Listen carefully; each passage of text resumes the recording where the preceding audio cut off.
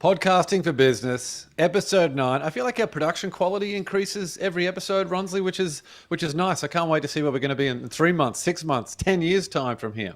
I was going to say guest quality, but that's not.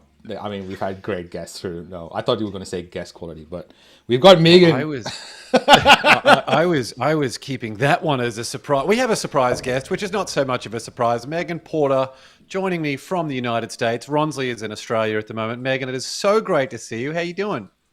I am good. Thank you guys for having me. Well, it's so great to have you here. So, if you don't know, Megan is the host of the Eat, Blog, Talk podcast. She helps food bloggers grow their business and monetize in a whole bunch of different ways. Why don't we kick off, Megan, with you? Do you want to just give us a bit of an overview of the problem that you're solving with the business at the moment and the type of people that you're working with? Sure. So I work with food bloggers, and food bloggers tend to have a hard time figuring out how to monetize.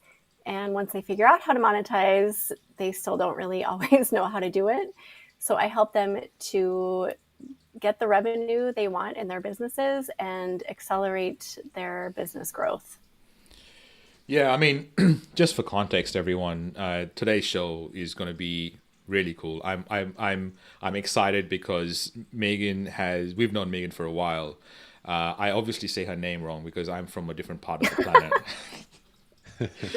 No, It's all good. yeah, today's show is really about focusing on how we can use Megan's experience of using her podcast, using blogging, which is like, if someone asks me like how hard is it to make money from a podcast, I'm like, how do you think bloggers used to do it or still do it right now? So I'm super keen and super curious to ask Megan all these kind of questions, and we're going to cover a mistake as well. So and if we get time, I am going to do something that I promised, which is go through Apple Podcaster tools, which I've been, trying to do for the last couple of episodes, but we've had these guests on the show and we've just been talking with them, which I'm fine with. But and if we do that today, I apologize. We'll probably move that to another episode. But we're going to talk with Tim Megan. Cook keeps reaching out to Ronsley via email. Tim Cook is like, come on, can you please talk about these Apple Podcaster tools and put it out there?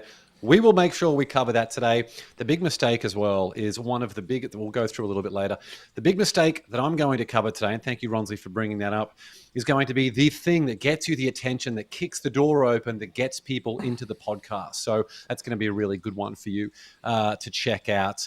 And if this is your first time joining us for Podcasting for Business, we do this twice a week. We bring on an amazing guest each time. You can join us at this time whenever you want to join us. So share bits about your business journey, how you've used or how you want to use a podcast to grow your business. We'd love to bring you on and share different bits about that. And if you would like to get a copy of our 10 mistakes that people make with their podcast and how to fix them, you can go to mistakes.wearepodcast.com. This show is for business owners with a podcast. It is not for hobby podcasters. In saying that, Megan, I would love for you to take us right back to the roots of your podcasting journey. When did you decide that a podcast was something that you were going to dip your toe in? I was a longtime listener of John Lee Dumas's podcast, Entrepreneurs on Fire, and he's such a promoter of using a podcast to grow a business. And I remember reaching out to him and saying, I know food bloggers need help. They need direction when it comes to monetizing and growing their businesses. And his response was, start a podcast pronto. So literally the next day, I figured out a name. I created my logo and I launched into it, and I've never looked back. I knew this was going to be a valuable resource, and I was not wrong. It's been an amazing journey, and it's helped so many food bloggers grow in huge ways and monetize, and it's really fun to look back. It's it's fun to see you thinking back at your journey and seeing your reactions as when you think back about starting that. It seems like you didn't really have obstacles, or am I are you just thinking of the fun times? What did you what, so what was that like? Were there obstacles along the way? Okay, so I did not speak as a child for the first 7 years of my life, and I was an extremely shy child once I started speaking. The thought of recording interviews was absolutely terrifying. I avoided speech class in high school and college. Somehow I completely bypassed that. I don't know how I did it. I never spoke in front of groups of 3 or more people. So starting a podcast was terrifying. It was horrifying. I remember just like, I can't do this. This is ridiculous. It's crazy. But I just knew deep down I needed to do it. And I did it. I launched into my fears anyway, despite having all of those fears that I've carried with me my entire life. And I just knew deep down that I needed to do it. And I just did it. I have goosebumps, Megan. Wow. I mean, I do not plan on getting emotional on this show. This is not the right time for for such We all met in therapy, by the way. The three of us met in therapy. for that kind of story. I mean, wow. So I did not know that, by the way. That's the first time I'm hearing that, and that makes this whole conversation even more valuable, because not only did you face this fear, there are other people right now looking at you doing something that like potentially could have never happened because of the childhood you had. Is that fair to Yeah. say? Yes, exactly. Yep. And I think that in my community, I've shared that with people, and it's been a good example because there are a lot of fears in being an entrepreneur and putting yourself out there. Video is a huge thing. A lot of people are afraid to get on video, but I keep telling my audience, if I can start a podcast, you can do anything. So that's my story. Yeah. Wow. I mean, what changes in the brain? Obviously, what is the thing? How's the thinking process different from before?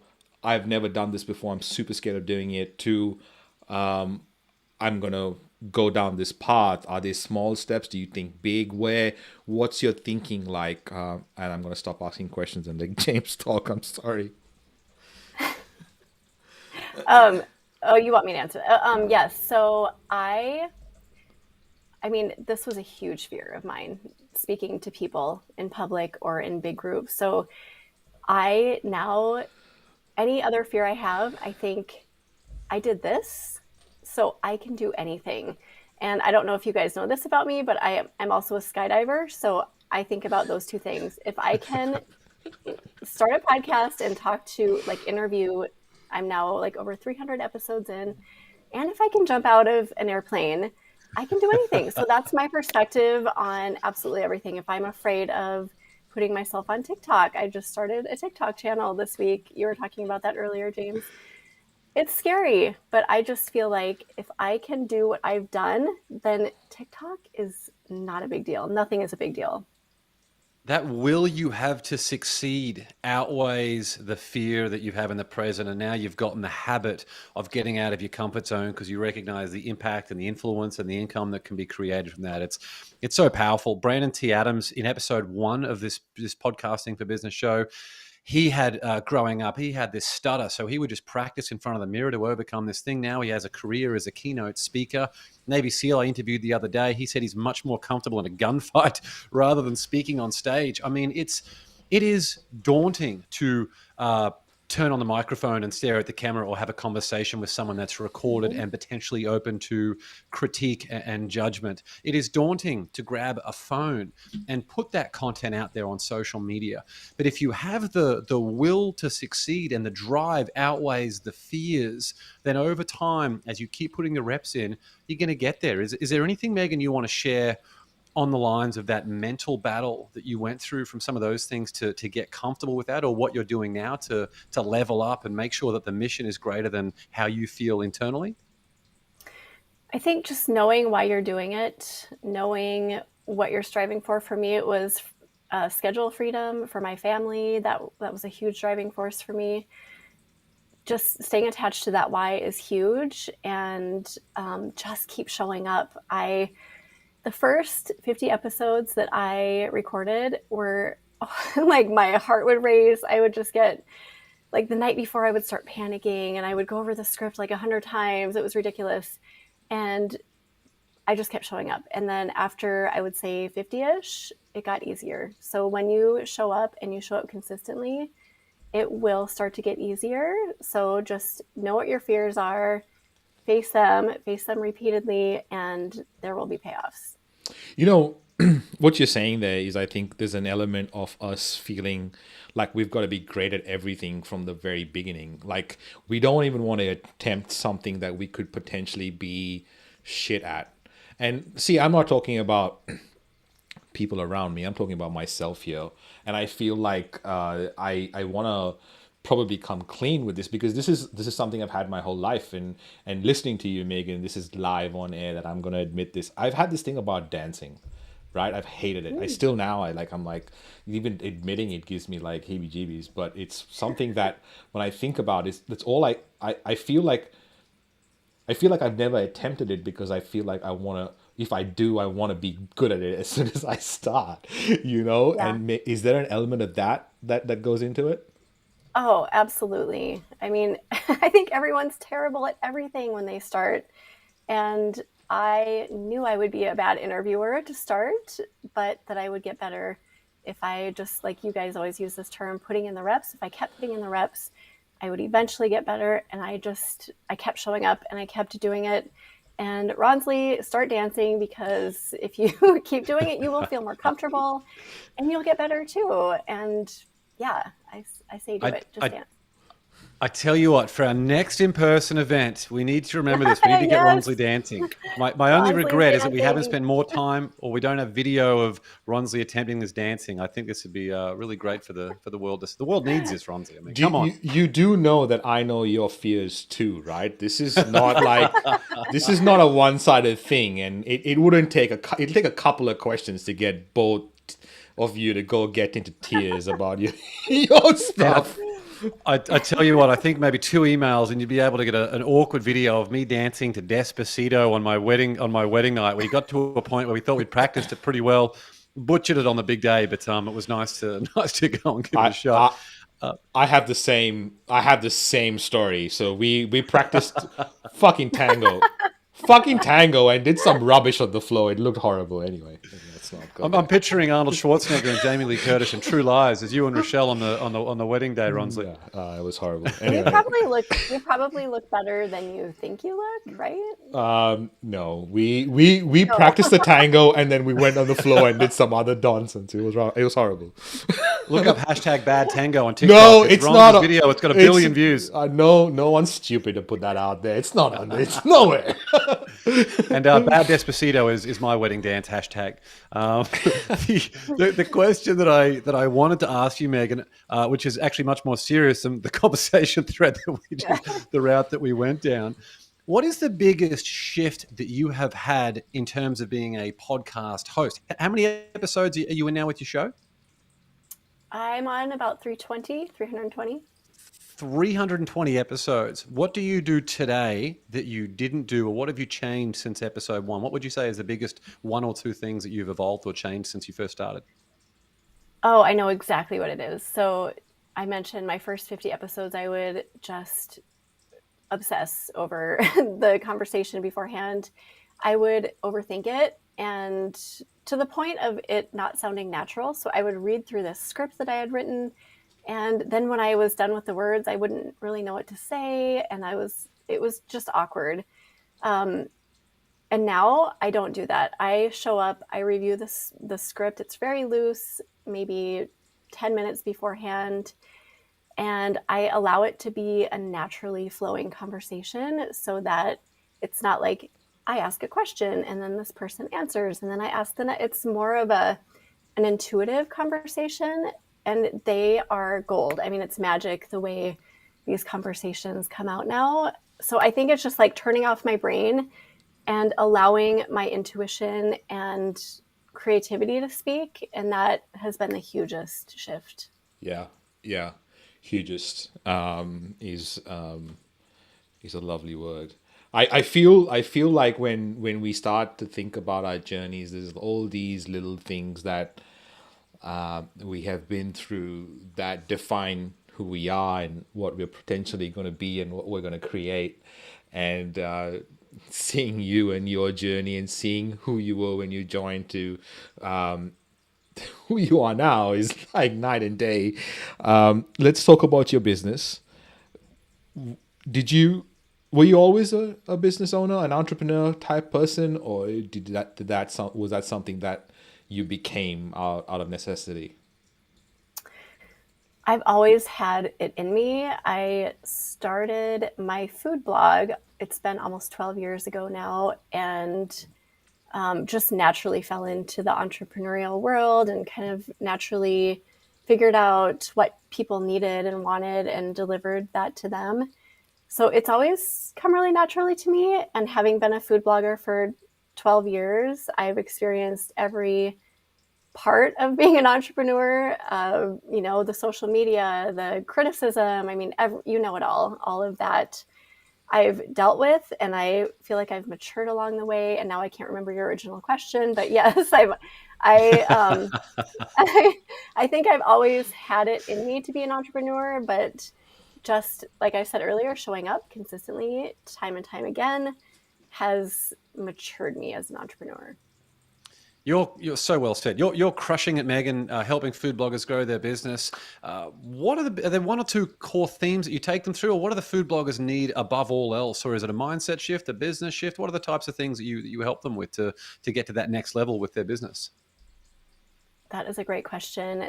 So many food bloggers struggle with loneliness, so I help them get connected with like-minded peers who also want to be connected. They also struggle with confidence. So working alone so much can really take a hit on your confidence. So we just work to encourage food bloggers within our groups and also just delivering the right information. There's a lot of information out there that is not great information. So I try to filter it and get information from quality sources and, from my experience as well, and deliver just straight value. So it's the value, the confidence, and the connection. And it seems like obviously you've been doing this for a while and you've had these conversations with food bloggers. How much has that changed over the years? Because there must be way more competition for readers, I suppose. And how does the podcast fit into the whole equation when it comes to the blogging, the readers, listeners equation, or is it something you pay attention to, or maybe not? So that's funny you ask, because first of all, yes, the food blogging space is extremely saturated right now. It's always been saturated, but since COVID, and I would say probably in the last year, it's become way more saturated. So it's really hard to get traction on, through the normal channels like Google, organic traffic, Pinterest, and Facebook. So right now I am trying to encourage food bloggers to use podcasting as a medium to explore, to expand their businesses and add new layers to their businesses. And it's really fun watching this. People are latching onto it because if you search in your podcast player, like food podcasts, there are food podcasts, but not food blogger podcasts. So there are a few people who are getting on this train, and I'm so excited for them because they are going to be on top of this wave, this new movement. It's kind of like in 2010 when blogging started. And everyone was like, well, I know what a blog is, but I don't really know what kind of value it's going to bring to the world. Maybe I should get on it. And then they wait until 2015, and then they wish they would have started in 2010. It's the same exact thing. There are so many parallels. So I'm like, you guys get on this, like start a podcast. I'm so excited for people who are doing this. I don't have a question. I just want to make a comment, and I'll let James ask the question because I feel like I want to say this. I got famous for a food podcast, right? That's my story. That's the original story on how I got into podcasting, because I had a food podcast. And at the time, the most saturated category was food podcasts because everyone had a food podcast. And it was not something I initially paid attention to, but when I would get introduced right? When people would kind of go, this guy has this food podcast, because I didn't know what the big deal was, because I was still doing my reps. I didn't understand what was happening around me, and then probably if I did, I would have maybe taken advantage of it or done something different. But when I would get introduced, they would be like, in a space that Gordon Ramsay and Jamie Oliver are spending so much money creating content, this guy has gotten the attention of like the listeners. And I was like, huh, I never thought of that. But it's funny that it's still today, despite, I mean, after all those years, this is 2013 I'm talking about, right? After all those years, it's still, they say the same exact thing. But that was just a comment. I think maybe James might Yeah, have. Yeah. amazing. Yeah. Yeah. Yeah. Before we go into the big mistake for today, Megan, I got one last question to ask you. You've worked with so many different people. Would love to know, is there a particular transformation or a journey that you've been able to take someone on? Or maybe your own story and your own journey is the biggest one that comes to mind. But is there a particular story or level of growth that you've been able to give someone that really stands out? I don't know that I would say there's one particular story, but a lot of people just want to make money, and to be able to bring someone through, a 12-month or 6-month period where they can go from earning nothing to, being on an ad network and making $3,000 a month. I mean, that's huge for somebody as a first step to getting their schedule and time freedom. So we make that transformation inside of Eat Blog Talk a lot. People doubt that they can do it, and I'm always like, you can do this. It has happened before, and you can do it now. And I think that's my most fun journey to see, because it seems impossible to a lot of people, but it's so doable.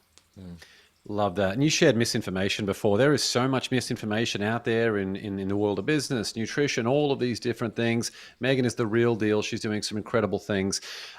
Megan, stick around. We'd love to get your thoughts on these different things. The mistake that we're going to talk about today, and if this is your first time watching or listening to the Podcasting for Business show, each episode, we reveal one mistake that business owners are making with your podcast, and we give you some steps on how to take action so you can fix them straight away. If you would like a list of the full 70 list of mistakes, just go to mistakes.wearepodcast.com or drop a comment, and we will get that out to you as soon as we can. The mistake we're going to go through today is mistake number 3. So you know it's a big one. It's on the top 10 list. It's recording your episodes in audio only rather than being in video. Now, there's a couple of different reasons for this. The first one is because the rapport that you're able to establish through video or doing it in person is just so much better. You've probably experienced what it's like to record a podcast remotely. It's difficult to read it's very difficult to do that, especially if you can't even see the person. But if you're with them, if you're able to do that, go and meet them in person, the connection that you're able to establish from there is absolutely massive. And already we've spoken a little bit about social media growth today. TikTok is a really big platform. We have clients who've been able to get more than 30 million likes on TikTok, which has had a massive contribution to YouTube channels and podcasts and everything else. If you want to get more listeners for your podcast, one of the best ways to do that is to take the pieces of content that you have in video, hopefully you've recorded it in video, and repurpose those into the vertical oriented, the 6x19 videos that you can post on TikTok, which is a volume game. And if you 10x the amount of content that you post on there, you're not going to get a 10x return in growth. You're going to get a 100x return. That's why you see people out there who are working with big agencies. It's a volume game. They're putting out so much content. And you might be thinking to yourself, well, what is it that I post? If you have a long form video episode, you could break that up into so many different pieces of video content without having to do a thing. Just outsource that. You can just post it up, or even you can outsource that bit too if you really want to. And that way you get so many more eyeballs and attention on what you're doing. So it's a really great way of being able to do that. It's also never been more affordable and easier to be able to capture that video content and break it down and put it out there. So we know that all of these platforms, like the most visited websites in the world, like YouTube and Facebook and Instagram, they're all favoring video. So if you want that visibility and that attention piece and you want to start to build trust without having to do all the work, then recording your podcast in video rather than just audio will help you build rapport with your guest, and you'll leverage your podcast as a single master asset from which you can create a near infinite amount of micro pieces of content to be able to grow your business and brand from there. Ronsley?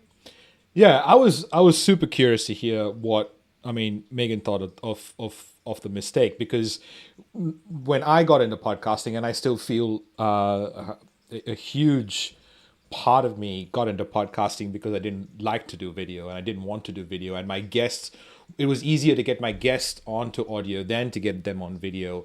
And as someone like me with confidence issues, I thought it would be interesting to get a perspective of, like, if someone's starting off, is it better to not do it at all or just do it for the sake of doing it? And I was keen to hear what Megan thought of that as well. Well, I kind of have the opposite opinion of James. I've never done video on my podcasts, and I so respect you for doing video and anyone who can incorporate that in. But for me, I like to show up and just listen and let other people listen and not have to worry about showing up looking presentable. And I don't know. Yeah, that's my thoughts. I love video, James, and I appreciate all of you who do it because I love consuming the TikTok content and the Instagram content, but personally I prefer audio.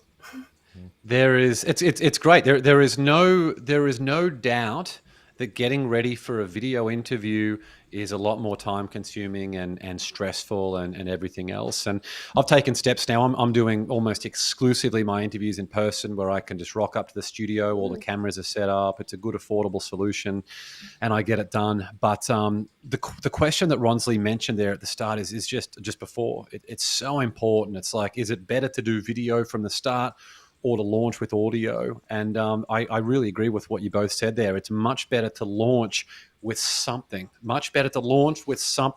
rather than wait until you feel camera ready or until you've got the confidence and all of those different things. My podcast launched as a written newsletter. And then I know Ronsley loves this story. It was a newsletter. And then I was like, you know what? People just don't love long form content. I'm just going to read the bloody thing to them. And I just recorded my newsletter, and I was like, wow, as soon as I sent that out, that was my very first episode. I was like, wow, you've created a podcast and you didn't even realize it. And what I did for the next episode was I actually just turned the video on. I thought if I've written it and I'm reading it, I can just record myself. And that was how I was able to capture video. But when I introduced a mini-sode, so the way that my podcast is done, I have a mini-sode. And then the next week I have a long form interview style episode. The mini-sode is audio only because I find it so much easier to be able to create that audio thing. So I actually think there's great merit. No matter what you do, just launch. Above all else, please just launch. No, and you mentioned something really important there, James, because I think that's the crux to this, is that as a content creator, if you're doing this for the first time, as someone, maybe you're watching this show and you don't have a podcast yet, so you have no experience in what it feels like to record and edit and publish and so on, because it's very different once you're a podcaster to before you're a podcaster, right? It's a very big shift. But I feel like making sure the recording phase is just being recorded in video. You don't have to publish the video, right? You just record it in video, and starting at that point not only is good for one simple reason, is that you can see your guest and you can see body language. I know that James wants to speak when he unmutes himself. I can see different mannerisms in their body language that knows that you finished your point, which I can't get when I don't see you. So just having it recording is probably a way to start, just getting it done and maybe not using it, or maybe after that processing it and seeing whether it can be used. Yeah. And there's one more thing I want to... Sorry, Megan, did I cut you off there? Sorry, that was such a great point. I had never thought of it like that, because when you are on video, you can see like where people are pausing and where you should maybe chime in. And yeah, I appreciate that perspective. Your consistency, Megan, of almost 400 episodes. There's a lot that people can learn for that. Almost 400 episodes is an incredible achievement, and all the micro pieces of content that can be created from there. Not to mention the relationships from all the guests and things that you've had on your show. I know you're very well connected. Is absolutely huge. One last thing I just want to say about video is that the guests who come on my show, I love being able to provide them the video assets. Now, it is a much greater expense to go and get the video editing done and put those things together. It's far more expensive. It takes up so much more time. But if you are not consistent with your podcast right now, or you're not consistent publishing on social media, please focus on that consistency game first. If you can't be consistent without all of those different things, you're never going to get there. Focus on consistency. And like Ronsley with his podcast and Megan with her podcast and me with my podcast, you can just evolve it over time and just do you however you want to do it. So all our podcasts are a work in progress. Let's now go over to the big tactic for today. Ronsley, do you want to share, finally get Tim Cook off your back, and you can share a bit about the Apple podcaster tools? Yeah, let's do that. And again, Megan, I'm keen to get your thoughts and stuff. So please feel free to chime in when you feel like, okay. So we doing this show, one of the things that has come up are like interesting tools that even I didn't know about, and I've been meaning to cover this for the last 2 episodes, but haven't gotten a chance because James didn't let me. And if there's any issue with the show, it's all James' fault. He does everything, like the guest stuff and the tech stuff, and if it stops working, it's because of James. That's why Ronsley's in the naughty corner all the time. Correct. That's why I'm in the I have a section that I just that's the time I'm just not allowed to say anything anytime.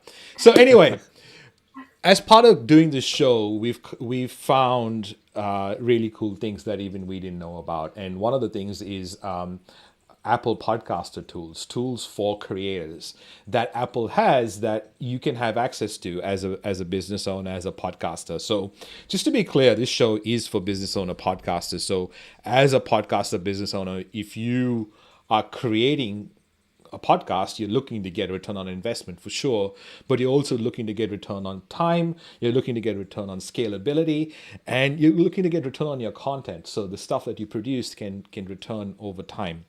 Now, with these tools that Apple has, you first of all, to find it, you've got to go to podcasters.apple.com. And when you go there, there's a whole bunch of different tools that you can get. You can get tools to manage, tools to measure, and you can contact support and all that kind of stuff. But I'm going to look at only marketing today so that we don't spend too much time necessarily in this, but you can go and explore this in your own time. Podcasters.apple.com is where you go. And then it's really cool because you can search for your podcast here. And if you search, you go to a spot here that shows you different things that you can get. But I'll first go to the main page, right? So the tools that are available to you. The first thing you can do is create an embedded player. Now, this is really useful to put on different sites. Now, if you guest on a show, for example, say you guest on a really well-known show that places you as a really important influencer. What I would do in your position is I would find the embedded player for that episode, write a blog post about it, and make it part of my website so that someone reading that it's part of my content plan.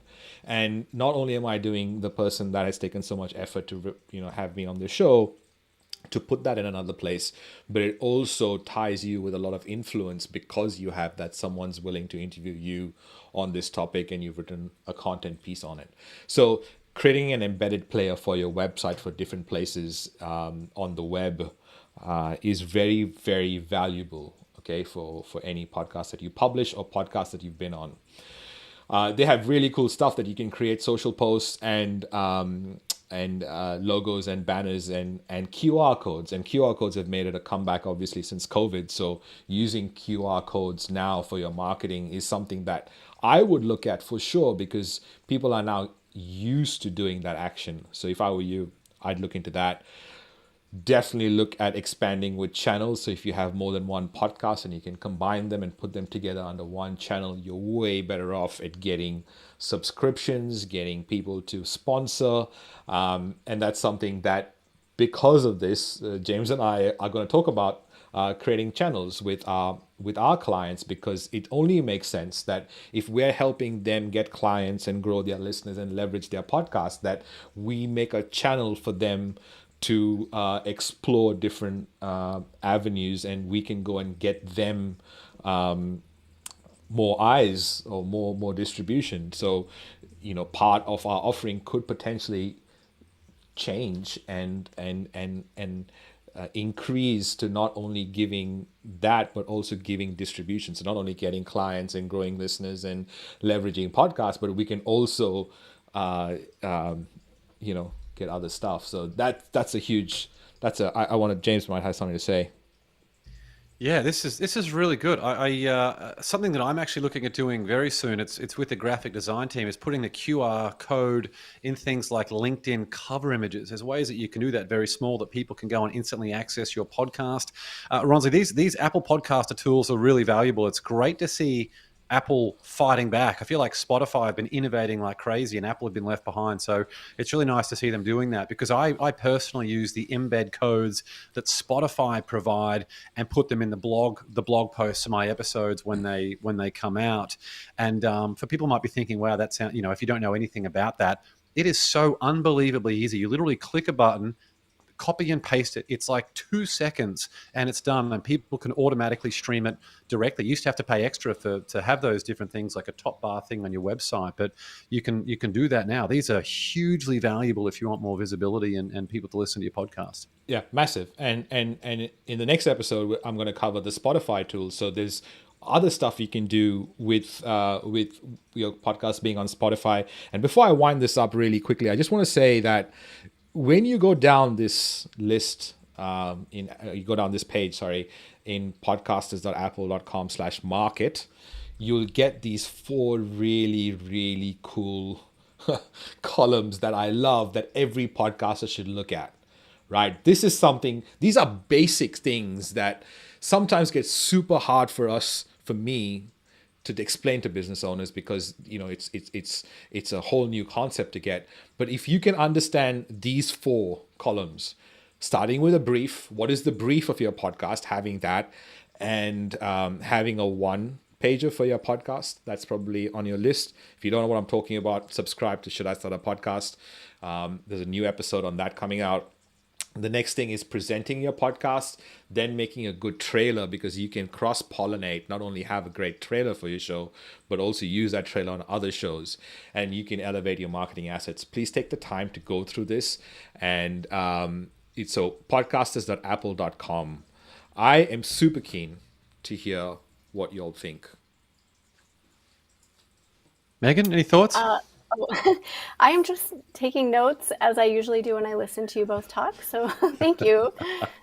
Me too, Rons. I didn't even know that existed. So that's great. I mean, this world is I even just saw in the news earlier today that audio revenue in the UK is up 500% in 1 year. There is so much innovation and technology and all of these different tools coming out that if you're not on top of this, you could look back at your show that might be 2 years old or 3 years old or a year old, and it could be a horrible user experience. So making sure you take the time to implement tools like this and see what's available, keep listening and watching the show. It's what we want to do, is we want to provide tangible, practical ways that you can grow your business using a podcast. So you can grow your audience, you can get more clients for your business, and you can leverage your podcast into opportunities that you just otherwise would not have been able to get elsewhere. And Spotify next week as well. Super pumped for that one, Rons. Yeah, it's going to be cool. I'm keen. Megan, James, do you all use any tools to market your business that probably, or market your podcast particularly, I suppose, or market your episodes that maybe you've been doing it for so long and you take for granted, or it's just part of your process? But if you go back and think about what you use, are there any tools that come to mind? I mean, Canva. I use Canva every day. I think everyone uses it probably by now. I just found Headliner. Do you guys use Headliner? In the agency we use Headliner for the audiograms and stuff. Is that what you're talking about to create the audio? Yes, Yes. audiograms. Yep. It's so easy. It's super easy to use, intuitive. It took me like 5 minutes to create a really nice audiogram. Yeah. Yeah. That's a great tool. That is good. The ones for me, in terms of like thumbnails and graphic design things, I actually get Design Pickle to do that. It's unlimited graphic design. So even if you don't want to do it yourself, you can also work with multiple brands. So you and a friend or three of you or four of you could partner up and share the one Design Pickle account. Like unlimited graphic design is such a game changer. The things that you can do with that are huge. And apart from that, like having a big shift for me in my business with my podcast was getting away from reviewing the finished episode of the video file to find the bits that would be cut up into social media clips and just outsourcing that, just handing it off so I never needed to worry about that again. I do like a final review before it's published because I'm a little bit pedantic with the text and things like that. But that has been such a big difference because that has saved me hours and hours. And the big thing that I'm searching for, is I'm sure you two and a lot of other people watching this are searching for, is time. And so all I do is I get this finished folder of video assets back from the video editor, and I'm doing things, I'm tracking how well these videos perform using like the Win the Day podcast hashtag. And it's nice that I can pull up the Win the Day podcast hashtag on somewhere like TikTok. It's got more than 400,000 views. And these are the things that motivate me to have that big impact. So any tools that can produce a better quality episode or save you time or increase the awareness, I think they're things that people need to check out. Because the three of us talk about this constantly. The biggest challenge for business owners is that I'll just do it myself mentality, which it's very, very easy to fall into that situation. Yeah, I suppose 100%. It depends on where you're at in your business journey. If you're going from solopreneur to like having a couple of people in your team, that is usually the biggest jump, is like, and then going from there to like having processes when you have a whole team and having a whole standard operating procedures for everything is another step. So it absolutely 100%, like it depends on where you're at and what your focus is and where you can put that effort into. But at the end of the day, what is really important is a mistake we covered last week, which is like the 80-20 rule of every podcaster, every content creator, every business owner for sure, is if you spend 20% on creation, you have to spend 80% of that on marketing and distribution. So if you spend an hour on making your podcast, that means 4 hours have to go into marketing your podcast and distributing your podcast. If you spend $100 on creating your podcast, you got to find a way to spend 4 times that on marketing, because then it justifies you spending that money on the creation, because you're giving equal value to the most important part, which is distribution, and that is the 80-20, which is equal weirdly for the creation and marketing part, if that made sense. Huge. Megan, thank you for joining us. I know it's nighttime in your time zone, so we really appreciate you coming on today. Please, everyone, go and subscribe to the Eat Blog Talk podcast. We're streaming this to a whole bunch of different platforms. On several of them, I have put links to Megan's two Instagram channels as well as her podcast. But go and look for it. Go and look for Eat Blog Talk podcast, or click the link in the comments. If it's not there, you can let us know, and we can also send you links to that. She's doing some amazing things to help food bloggers grow their business. And join us in 48 hours' time for episode 10 of Podcasting for Business. We're just getting better and better, like a well-oiled machine. We have Steph Taylor, who's a launch specialist. She's an incredible person in terms of marketing and business growth. Brand new book there, 99 Launch Lessons. So also hosted the Socialette podcast. She's going to be fantastic. So make sure you stay tuned for that. And if you want to get access to the 10 mistakes and how to fix them, go to mistakes.wearepodcast.com. Ronsley, Megan, so great to see you. And thanks for joining us, everyone. Thank you.